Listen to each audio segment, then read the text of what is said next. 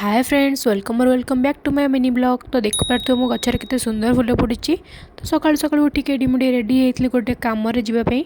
तो ये मुझे आसली टे बाहर की जनसेवा केन्द्र कारण मोर टे कम था। देन से कम सारिक आसला घर को आसिकी रेडी सेडी होती कारण मत कर रज सपिंग से मोटे मार्केट जबार। तो ये मुझे पूरा रेडी। देन मुझे फाइनाली आसिक पहुँच जाइए मार्केट रे। आ रज मार्केट बहुत ही भिड़ था। आज एत ही खरा था कहतुनि।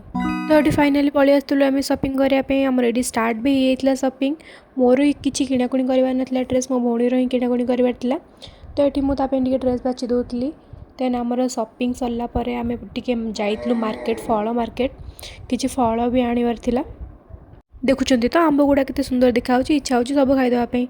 देन एत गरम रखापी आम आइसक्रीम खाया पलि आसलु। आइसक्रीम खाई सारापर आम पलि आसलु बुक स्टोर कारण सेठू आमर किसी किणाकुणी कर। तापर सेठू कम सारिक आम पलि आसलु टिके जोता दुकान। मोर आ मो भौणीर टिके जोता नबार ये मुझे देखुली कौटा भल लगुच कौटा ना।